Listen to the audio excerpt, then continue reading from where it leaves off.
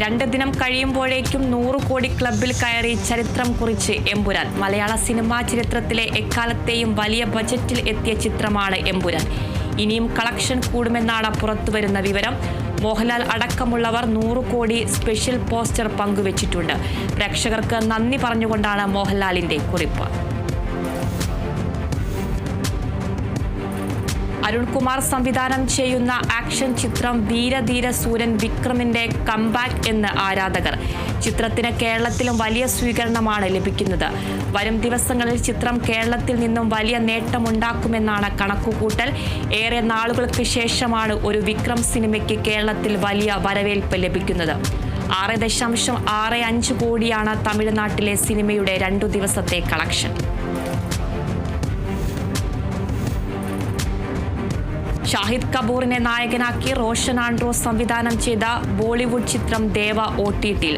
റോഷൻ ആൻഡ്രോസിന്റെ ബോളിവുഡ് അരങ്ങേറ്റ ചിത്രമായിരുന്നു ദേവ. ജനുവരി 31-നാണ് തിയേറ്ററുകളിലെത്തിയത്.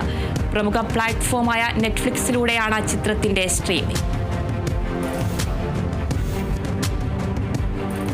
ബേസിൽ ജോസഫിനെ നായകനാക്കി നവാഗതനായ ശിവപ്രസാദ് സംവിധാനം ചെയ്യുന്ന ചിത്രം മരണമാസിന്റെ പ്രൊമോ സോങ് പുറത്ത്. മനു മഞ്ജിത്തിന്റെ വരികൾക്ക് ഇലക്ട്രോണിക് കിളി സംഗീതം പകർന്ന ഗാനം ആലപിച്ചിരിക്കുന്നത് വിജയ് ആനന്ദാണ്. ചിത്രം വിഷുവിന് തിയേറ്ററുകളിലെത്തും.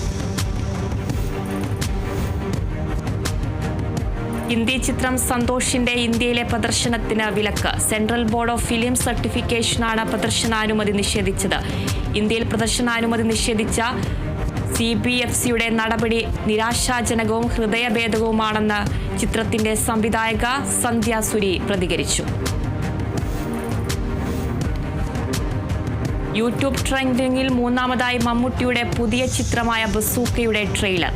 2 ദിവസം മുൻപാണ് ബസൂക്കയുടെ ട്രെയിലർ പുറത്തിറങ്ങിയത്. ഡിനോ ഡെന്നീസ് സംവിധാനം ചെയ്ത ചിത്രം അടുത്ത മാസം തിയേറ്ററുകളിലെത്തും.